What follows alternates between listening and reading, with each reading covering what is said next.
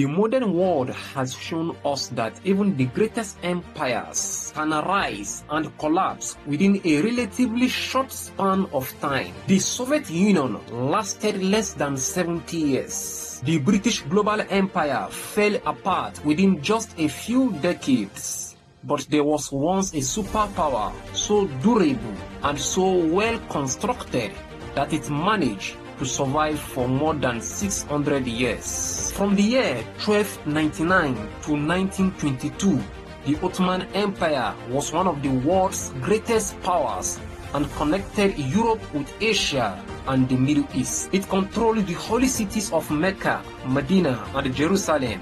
The empire conquered Constantinople and brought the Byzantine Empire to an end. Ottoman's armies advanced into Europe and reached the gates of Vienna. For hundreds of years, European kings and kingdoms viewed the empire as a major threat.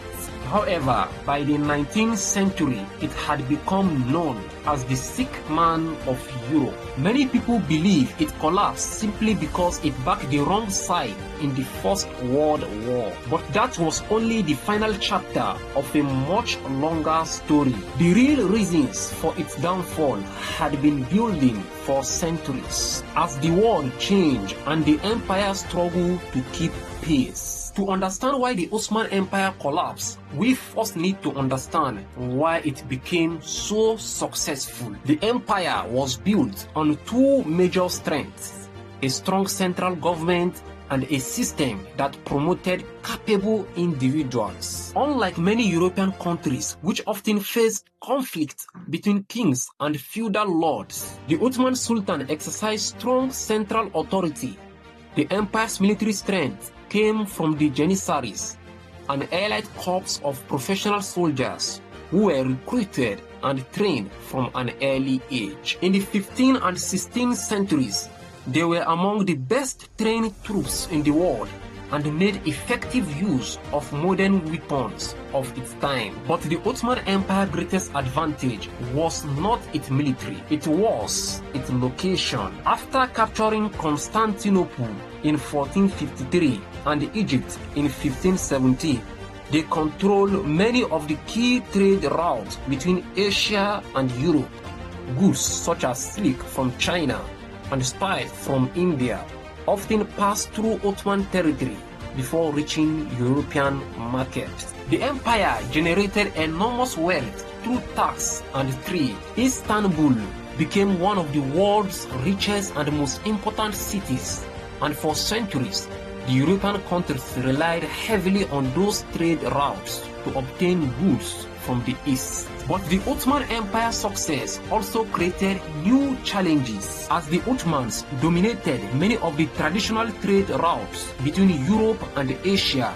European kingdoms such as Portugal and Spain became increasingly determined to find alternative paths to reach Asia without relying on them. Their search for new routes helped launch the Age of Discovery. In 1492, Columbus sailed west across the Atlantic, while in 1497, Vasco da Gama set out around the southern tip of Africa and eventually reached India by sea, opening a new maritime route between Europe and Asia. This new sea route was a major challenge for the Ottoman Empire, as more trade moved by sea and the old land route between Asia and Europe became less important. At the same time, vast amounts of silver from Americas poured into Europe and eventually into the global market, contributing to inflation across many regions,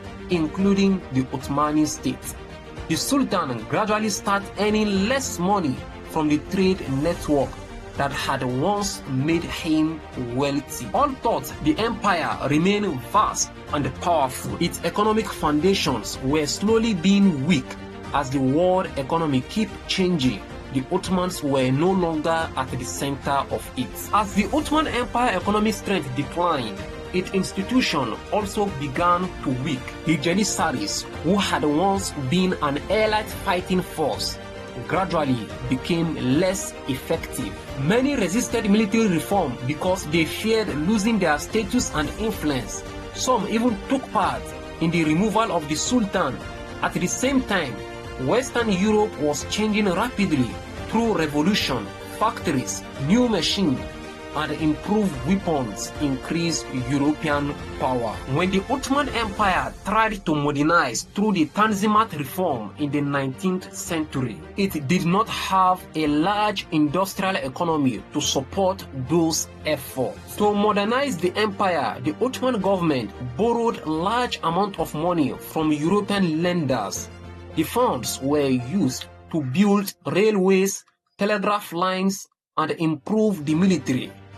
But the debts became difficult to repay. In 1875, the Ottoman Empire faced a major financial crisis and defaulted on much of its debt. European countries then took control of some important source of Ottoman income to ensure that loans would be repaid. The empire still exists as an independent state, but its economy became heavily influenced by the major powers of Europe. The end of the Ottoman Empire came during the First World War. Ottoman leaders joined the war on the side of Germany, hoping to defend the empire and recover some of their lost power. Instead, the war ended in defeat. By 1918, Allied forces occupied key regions. The wartime Sykes-Picot Agreement influenced how much of the Middle East would later be organized under British and French control. In 1922, the Ottoman Sultanate officially ended